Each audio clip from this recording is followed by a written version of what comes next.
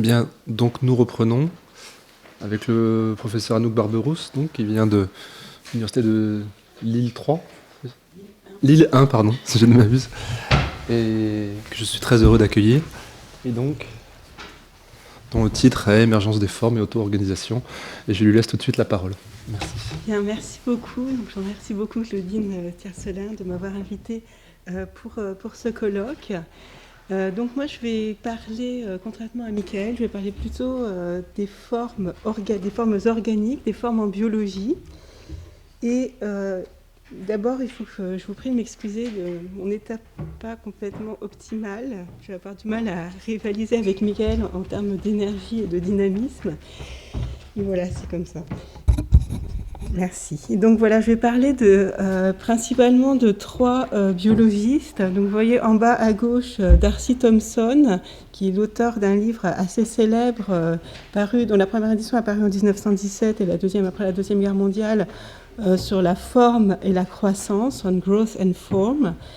Au milieu, Stuart Kauffman, qui est à la fois un physicien qui s'est intéressé à la biologie, qui a proposé une théorie dans laquelle la forme organique joue également un rôle. Et enfin, Michel Morange, qui a réfléchi à la façon dont les différents types d'explications en biologie peuvent s'articuler.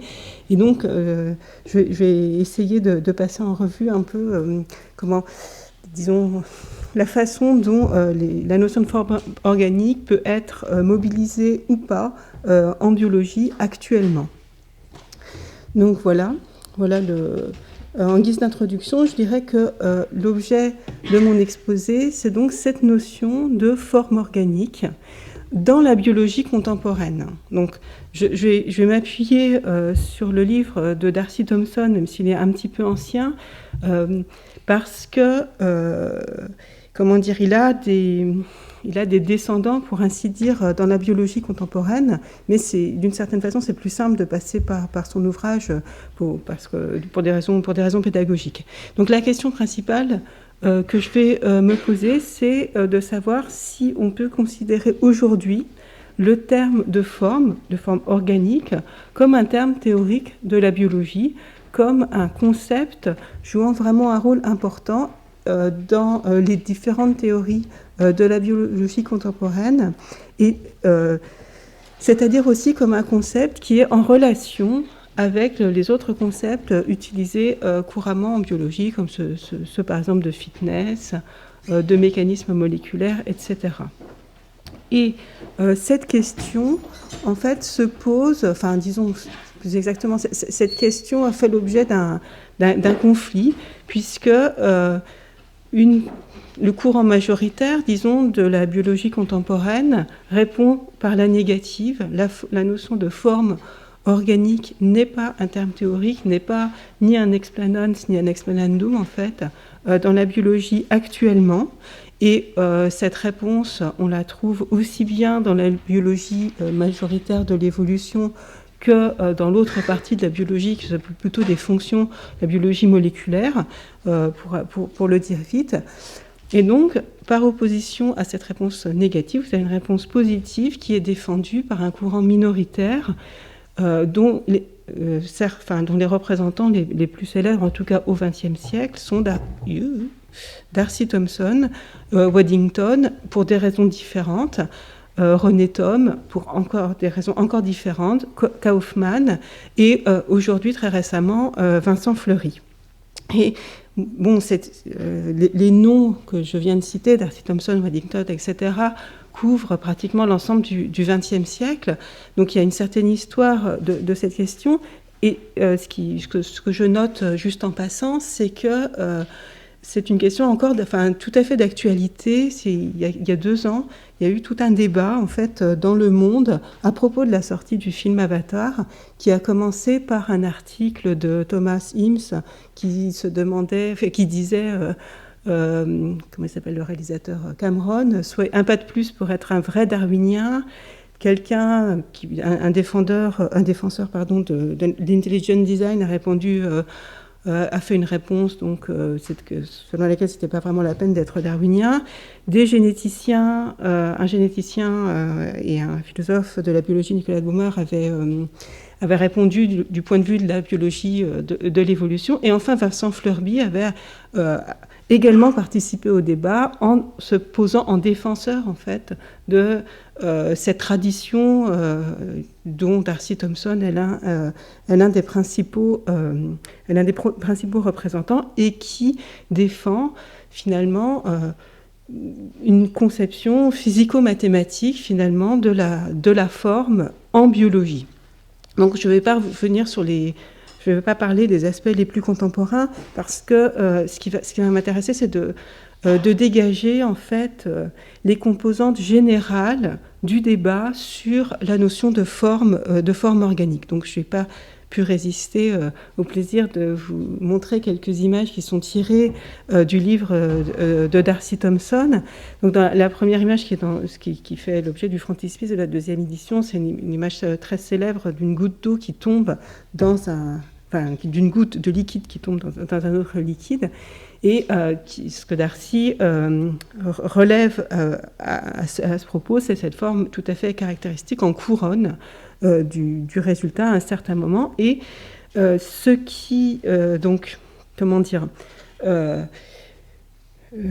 que fait D'Arcy Thompson, c'est qu'il essaie d'analyser les raisons pour lesquelles on a cette forme en couronne. Et vous voyez en dessous, j'ai juste repris quelques schémas indiquant les différentes étapes de la constitution de cette couronne caractéristique lors du contact d'une goutte d'eau dans un liquide.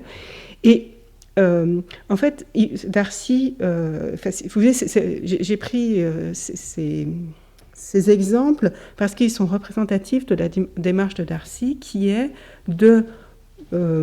d'utiliser l'émergence et la constitution des formes inorganiques, donc dans le monde physique, comme modèle de la constitution et de la croissance des formes organiques. Et voilà, c'est un des grands moteurs de l'ensemble du livre.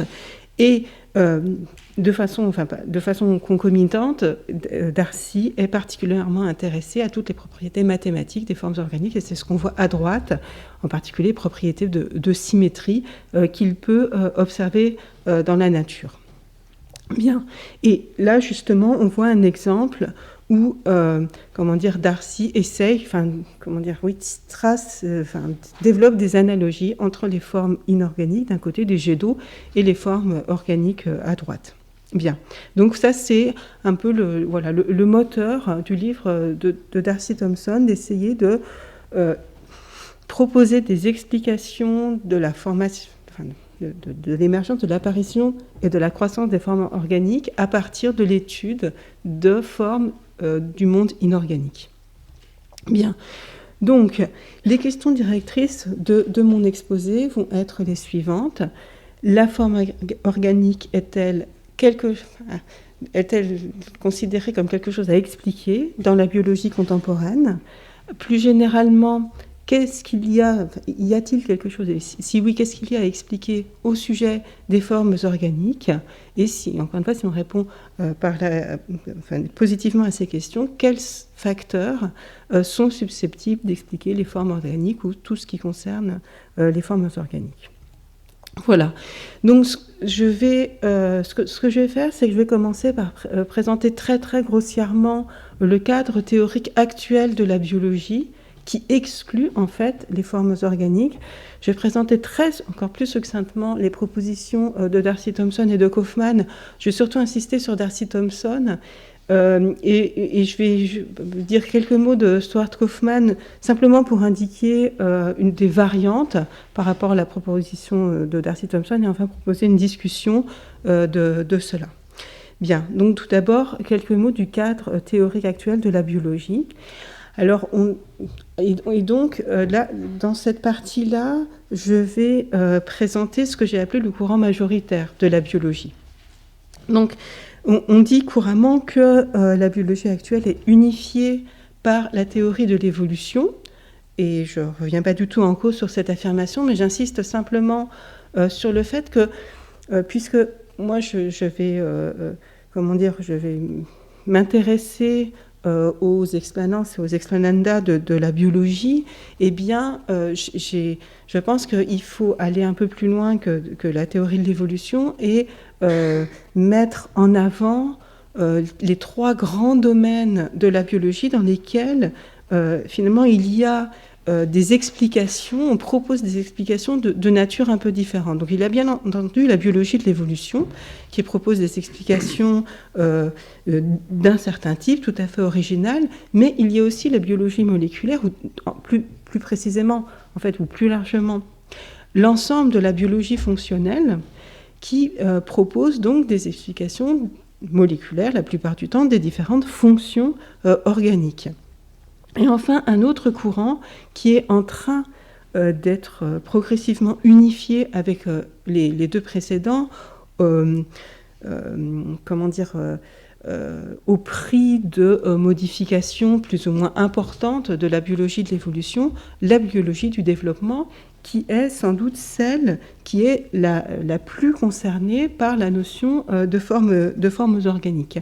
Mais ce qui est, donc je vais revenir sur ces trois branches, si vous voulez, 3 domaines de la biologie, mais je voudrais juste indiquer que quand on s'intéresse à la notion de forme organique, il semble que la biologie du développement soit la discipline principalement concernée par cette notion, puisque c'est au cours du développement que les formes apparaissent. Mais cependant, ce qui est notable, ce par quoi j'aurais peut-être dû commencer, c'est que cette notion de forme organique n'apparaît pas dans les manuels de référence, dans la plupart des articles aujourd'hui, ni en biologie de l'évolution, ni en biologie moléculaire, ni même en biologie du développement. On voit très rarement cette notion de forme être utilisée. Alors, en anglais, il y a un double mot pour ce que nous, en français, on appelle forme. Il y a à la fois form, qui est dans le titre de l'ouvrage de Darcy Thompson, et shape. Alors, on trouve parfois shape en anglais, mais justement, c'est un terme moins, peut-être, plus neutre, qui ne semble chargé d'aucune théorie, d'aucune sorte, et c'est peut-être d'ailleurs pour cela qu'il est volontiers employé en biologie du développement, mais même s'il est employé, il est employé de façon assez mineure finalement. En biologie du développement, on s'intéresse relativement peu aux formes. Ce que je vais dire, je vais développer ça rapidement maintenant, mais je commence en rappelant quels sont les explananda de ces différentes branches de la biologie. Donc en biologie de l'évolution, on s'attache à expliquer les adaptations, mais aussi la biodiversité. Donc on pourrait dire la diversité des formes organiques passées et présentes. Et ce qui est remarquable ici, c'est qu'on parle couramment de formes organiques au pluriel en biologie de l'évolution, mais on en parle justement au pluriel. C'est-à-dire qu'on ne cherche pas à... disons que... on insiste surtout sur la diversité présente, passée et présente. Et ça, c'est ce qu'on cherche. Ça fait partie des choses que l'on cherche à expliquer, mais encore une fois, on met surtout l'accent sur la diversité plutôt que sur l'apparition de telle ou telle forme particulière. En biologie moléculaire et dans biologie cellulaire, etc., comme je l'ai indiqué, ce qu'on cherche avant tout à expliquer, ce sont les fonctions des différentes parties des organismes. Et j'ai développé un peu plus ce qui concerne la biologie du développement en m'appuyant sur un manuel de référence. Donc, ce à quoi on s'intéresse, ce qu'on cherche à expliquer en biologie du développement, c'est ce qu'on appelle en anglais la formation de patterns ou de structures au sein des tissus ou des amoncellements de cellules. Je pense qu'il serait sans doute exagéré de parler de forme à propos de cela. On cherche également à expliquer tout ce qui concerne les régulations temporelles avec différentes échelles de temps de cette formation de structure. Un autre domaine très très important, c'est tout ce qui relève de la différenciation cellulaire, le fait que, au moins pour les organismes multicellulaires, eh bien, certains morceaux sont de type, les différents morceaux comportent des cellules différentes. Et enfin, ce qu'on appelle encore aujourd'hui la morphogénèse, qui concerne finalement moins l'apparition des formes au sens où Darcy les entendait, au sens que je vous ai montré sur des images tirées du livre de Darcy, mais ce qu'on appelle morphogénèse aujourd'hui, c'est plutôt l'organisation fonctionnelle et l'organisation spatiale des tissus. Ça se passe plus à l'intérieur des organismes, voire même à l'intérieur des cellules, que, disons, c'est pas vraiment ce qui rend compte de la forme observée, si vous voulez. Bien.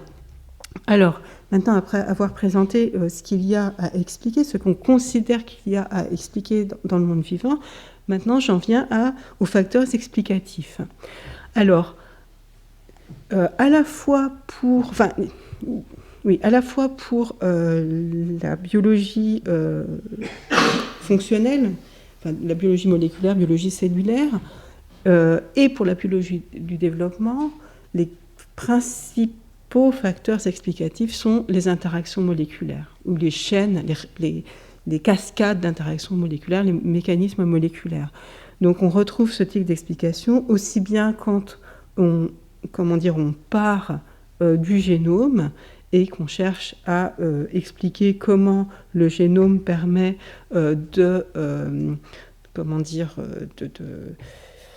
comment l'action des gènes permet d'expliquer l'apparition des cellules, puis des organismes eux-mêmes.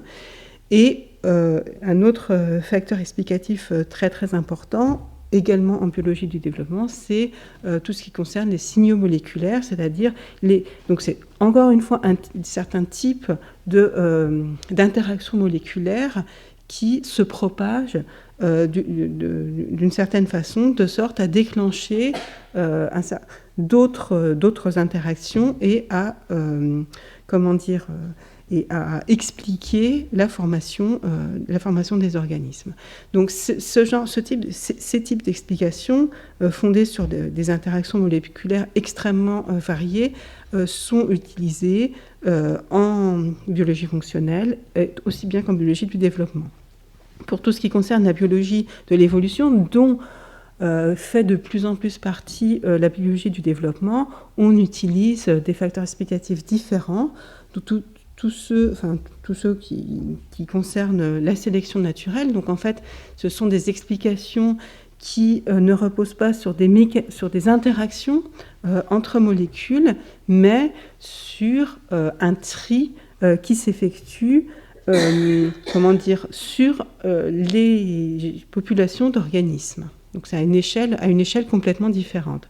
Un tri qui est biaisé par ce qu'on appelle justement la sélection naturelle, ou un tri qui n'est pas biaisé, et c'est ce qu'on appelle la dérive génétique, qui correspond en fait à un effet d'échantillonnage, c'est-à-dire que de façon complètement aléatoire, à une génération donnée, dans une population donnée, certains organismes se reproduisent, alors que d'autres sont tués par une avalanche, la construction d'une autoroute ou tout ce que vous voulez. En tout cas, c'est un tri de la même façon que la solution, mais c'est un tri qui n'est biaisé par aucun facteur. Alors, et encore une fois, de plus en plus, en biologie du développement, on fait appel à ce genre d'explication évolutionniste en termes de sélection naturelle ou de dérive génétique.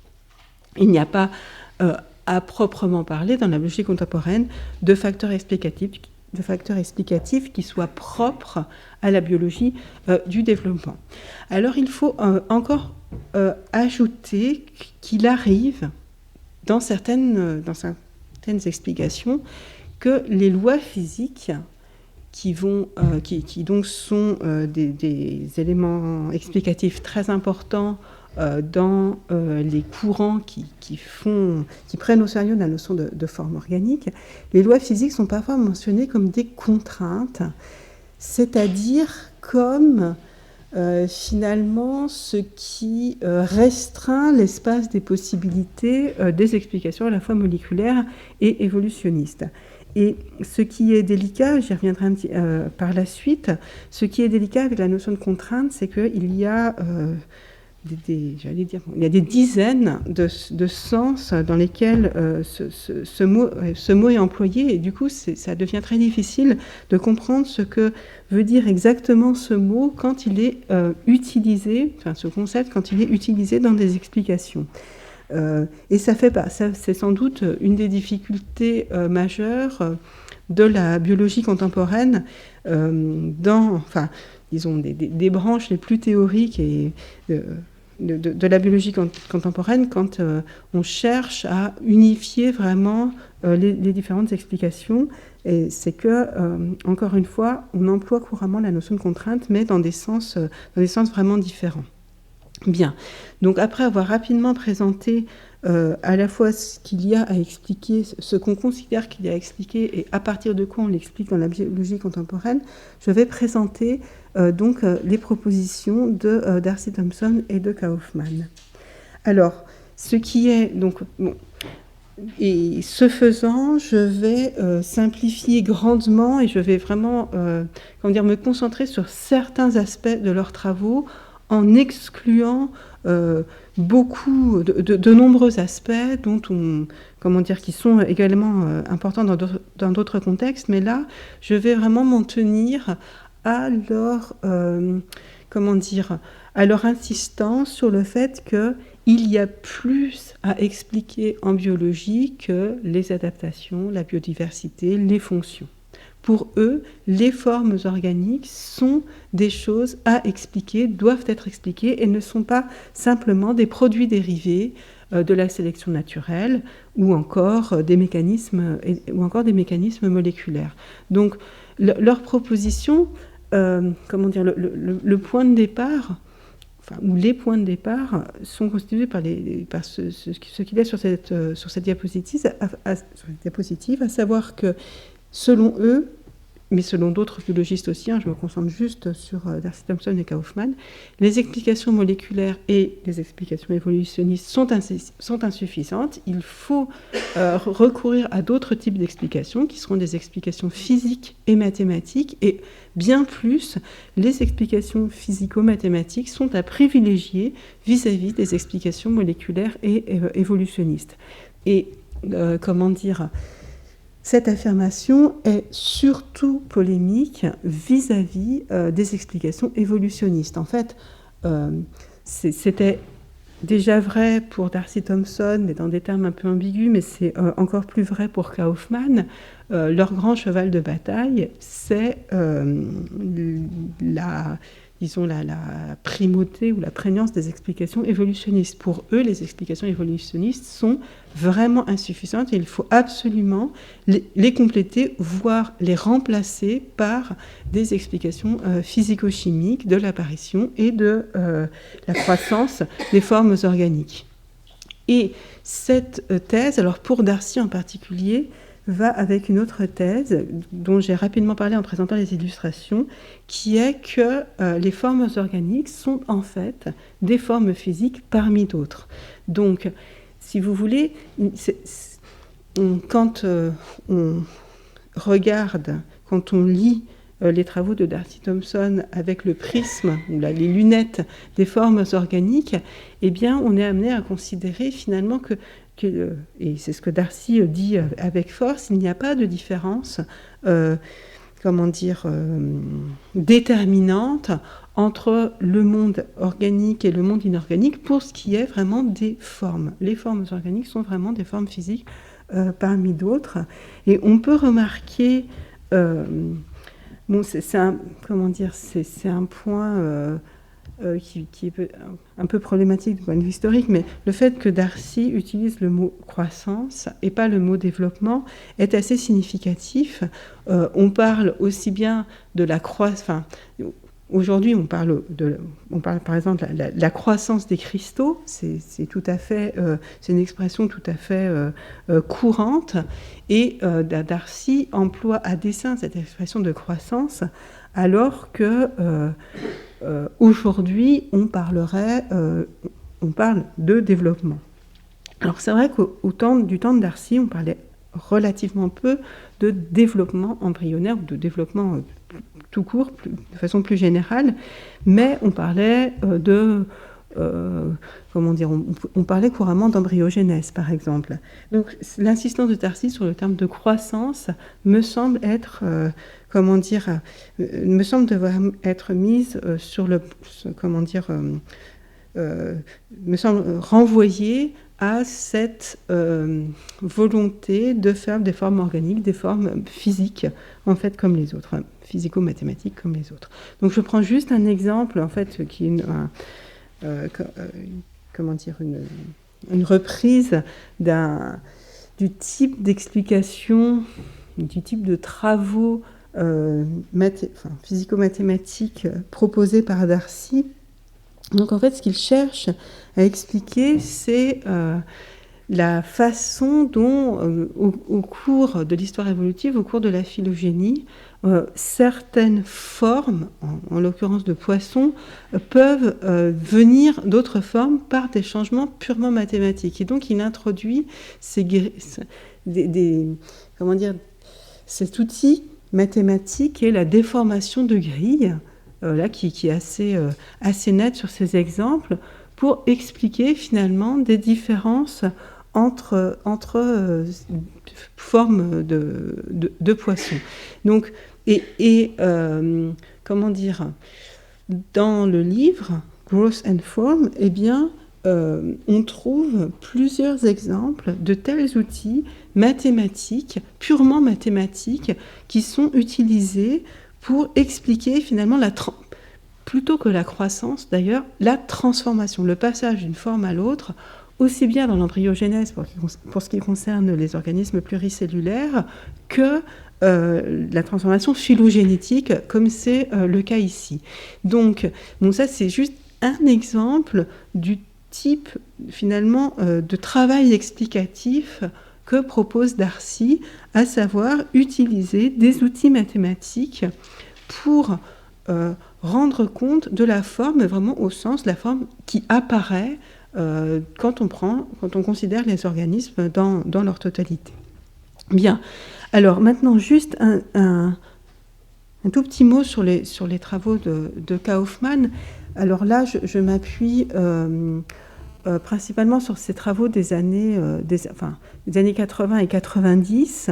Il a changé un peu de thème de recherche depuis, mais dans les travaux où il essaye de convaincre ses lecteurs de l'existence de principes d'auto-organisation, eh bien, il me semble qu'il se situe, et d'ailleurs il le dit lui-même, dans la tradition de Darcy, qui est de rechercher des explications physico-mathématiques de l'apparition des formes organiques. Alors pour Kaufmann, le projet est un peu plus vaste.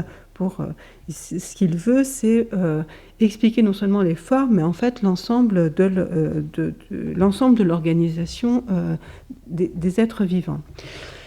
Et donc son cheval de bataille est d'affirmer qu'il existe des principes qui sont en fait des principes physiques qui pourraient s'appliquer au monde inorganique comme ils s'appliquent au monde organique, qui expliquent l'organisation particulièrement complexe des êtres vivants et donc également leur forme. Donc son idée, c'est qu'une partie des caractéristiques des êtres vivants que l'on explique couramment, en particulier par la sélection naturelle, parce qu'il se place à l'échelle de l'histoire de la vie. Donc une partie des caractéristiques des êtres vivants qui ont trait à la complexité de leur organisation, et donc on explique classiquement par la sélection naturelle. En fait, d'après lui, on n'a pas besoin de la sélection naturelle pour les expliquer, on a simplement besoin de découvrir des principes d'auto-organisation qu'il affirme avoir commencé à mettre au jour pour ce qui concerne l'organisation des réseaux génétiques. Et effectivement, il y a quelques travaux assez formelle sur les réseaux génétiques qui semble montrer qu'en effet, on n'a pas besoin de supposer finalement l'action sur le très long terme de la sélection naturelle pour expliquer les différents types de régulation auxquels on fait, qui semblent être nécessaires à la synthèse des protéines et à l'organisation par la suite des tissus. Donc, voilà, les travaux de Kaufmann sur les réseaux génétiques formels, en fait, ont cette vocation de montrer, disons, un chemin vers un autre type d'explication en biologie par des principes d'auto-organisation. Et alors, un des slogans de Kaufmann, c'est cette construction gratuite de l'ordre biologique, ou encore des formes biologiques gratuites, au sens de qui n'a pas besoin de faire appel à la sélection naturelle. Donc c'est gratuit au sens où c'est purement physique, c'est-à-dire on n'a pas besoin de payer une monnaie évolutionniste en plus. Alors, un autre argument qu'il utilise en faveur d'une recherche qui va vers des principes d'auto-organisation, c'est que, selon lui, ça permet d'expliquer l'origine même de la sélection naturelle. C'est-à-dire que, évidemment, quand on emploie des explications darwiniennes ou néo-darwiniennes, eh bien, on se place, par définition, à un moment où il y a déjà des formes organiques ou de la matière organique à sélectionner. Et on n'a rien à proposer pour ce qui concerne l'origine de la sélection. Alors que Kaufmann prétend qu'avec ces principes d'auto-organisation, eh bien, on peut expliquer ce qui se passe avant l'apparition de la sélection naturelle et donc expliquer l'origine même de la sélection naturelle. Donc, dans ce cadre théorique, les lois physico-mathématiques, sont non pas simplement de simples contraintes, mais des facteurs explicatifs à part entière. Alors, ici, là, j'ai pas le temps d'entrer dans les détails, mais ce à quoi Kaufmann fait appel, ce sont des lois physiques nouvelles. C'est pas simplement les lois physiques en fait auxquelles certains évolutionnistes comme Stephen Jay Gould par exemple font appel en termes de contraintes. C'est pas seulement la gravitation ou tout ce qui concerne les effets de la lumière sur les organismes. Ce à quoi il fait appel, c'est un nouveau type. Ce à quoi il voudrait bien faire appel, c'est un nouveau type de loi physique qui, encore une fois, gouverne des systèmes complexes dont les systèmes vivants font partie, et qui sont censés expliquer finalement qu'ils se mettent en ordre d'eux-mêmes sans qu'on ait besoin de faire appel à quelque explication historique que ce soit, en particulier en termes de sélection naturelle. Alors maintenant, après avoir présenté finalement le courant majoritaire d'un côté, le courant minoritaire de l'autre, je voudrais introduire quelques éléments de discussion en deux grandes parties, en quelque sorte. Il y a tout d'abord tout ce qui concerne la polysémie des formes. Là, j'ai glissé allègrement sur plein de sens, en fait, des formes. Et après, je parlerai plutôt des formes comme lieu de conflit. Donc tout d'abord, je l'ai un tout petit peu dit en présentant les images de Darcy, les formes peuvent avoir plusieurs sens, en tout cas, il y a au moins plusieurs types de formes, les formes organiques, les formes physiques, les formes mathématiques. Et ce que fait particulièrement Darcy, mais on pourrait étendre son propos au moins à Kaufmann, peut-être aussi à Waddington et sûrement à René Thom, en fait, c'est que ces chercheurs associent finalement ces trois types de formes organiques, formes physiques, formes mathématiques, en considérant finalement qu'il y a comme explanandum qu'un seul type de forme qui sont les formes physico-mathématiques, enfin, disons, mais même plus précisément, des formes mathématiques. Ce qui les intéresse, c'est leur capacité à être décrite mathématiquement et qui se matérialisent dans le monde physique, aussi bien dans le monde physique inorganique que dans le monde physique organique. Donc, dans le courant biologique minoritaire, en quelque sorte, eh bien, il y a une unification entre les types de formes organiques, physiques et mathématiques. Et donc, la question se pose de savoir s'il est légitime d'associer de cette façon ces trois types de formes, c'est-à-dire, pour parler de façon un peu plus précise, s'il est légitime de faire finalement de la forme mathématique un explanans pour la forme organique. Est-ce que c'est légitime de considérer que les propriétés mathématiques des formes macroscopiques, que ce soit au niveau cellulaire, j'appelle ça encore macroscopique, qu'au niveau, disons, du zèbre ou du kangourou, est-ce que la forme mathématique des organismes est-ce que le caractère mathématique, c'est un explanans pour les formes organiques? Et même pour aller encore plus loin, est-il légitime de faire de la forme mathématique un explanans privilégié? Alors, bien entendu, il y a des bonnes raisons à se concentrer ainsi sur la forme mathématique. Les bonnes raisons viennent de l'histoire de la physique qui a efficacement mobilisé des outils mathématiques pour produire des explications. Mais est-ce que cela suffit finalement pour transposer il est légitime de transposer ce qui fait le succès de la physique à la biologie?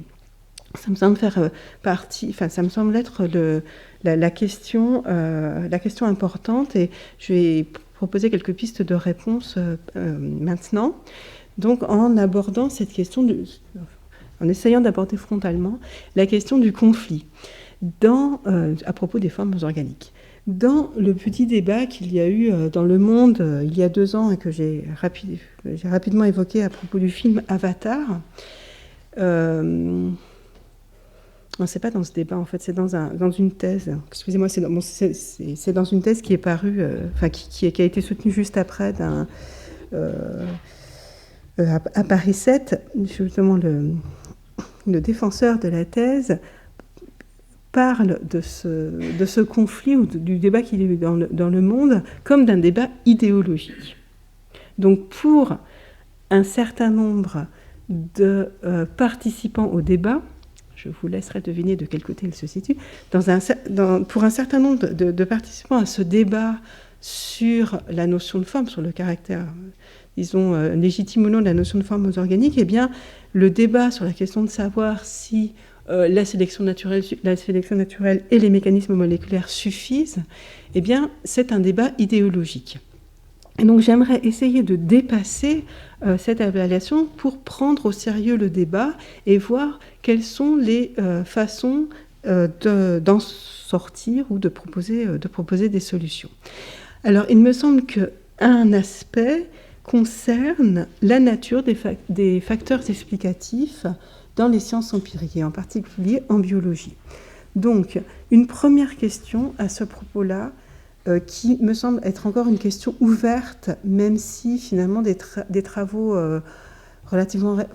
au cours des années 2000, je pense qu'il y a eu quelques évolutions dans ce débat, c'est la question de la place des contraintes physiques dans les explications du développement.